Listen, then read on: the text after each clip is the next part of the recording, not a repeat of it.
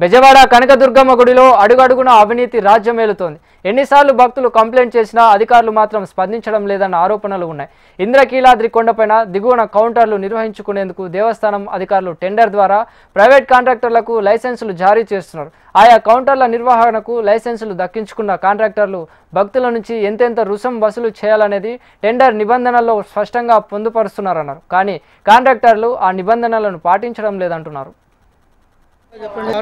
Sir ఒక్క నిమిషం sir మాట్లాడే ఛాన్స్ ఇవ్వండి సార్ ప్లీజ్ సార్. 20 రూపాయలు తీసుకొని ఎవరైనా చెప్పారా సార్? ప్లీజ్ సార్ ఏమైంది సార్ ప్రాబ్లం? 20 రూపాయలు తీసుకొని చెప్పారా చెప్పలేదా సార్? ఒక్క నిమిషం సార్ ఫోన్.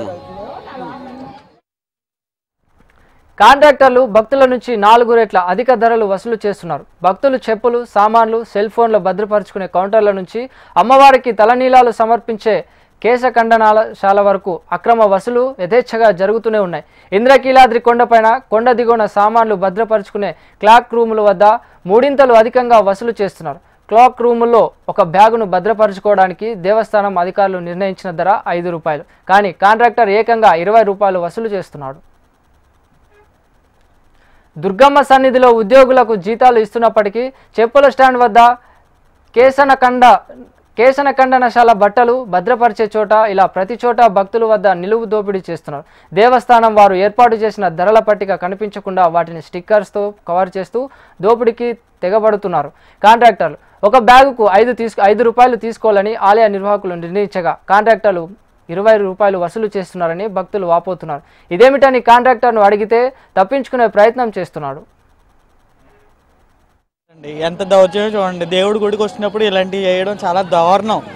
అసలు 5 రూపీస్ అన్నీ ఇక్కడ డిస్ప్లే ఇస్తారు, కానీ తీసుకునేదేమో 20 రూపాయలు బ్యాగ్కి. ఒక బ్యాగ్కి 20 రూపాయలు, 40 రూపాయలు అంట. 2 బ్యాగులకి 40 రూపాయలు ఇవ్వాలంట.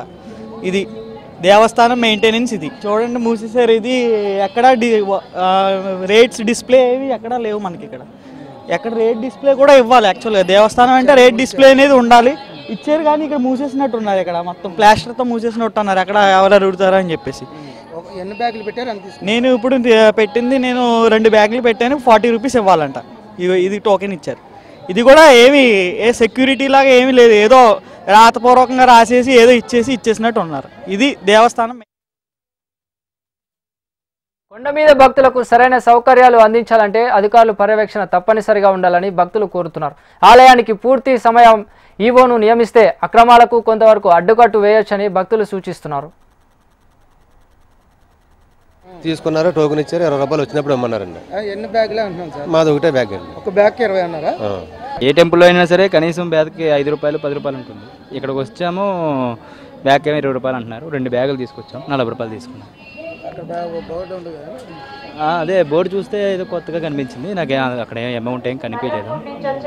మరి ఏదో ప్లాస్టర్లో అందించేసి మూసేసినట్లు ఉంది. ఇంద్రకీలాద్రి దేవస్థానానికి పర్మనెంట్గా ఈవో అంటే ఒక ఐఏఎస్ ఆఫీసర్ లేకపోతే వాళ్ళ స్థాయిలో ఉన్న ఒక మంచి వ్యక్తిని దేవాలయానికి ఈవో కింద వేస్తే ఇటువంటి కార్యక్రమాలు, అక్రమాలు జరగకుండా ఉంటాయి.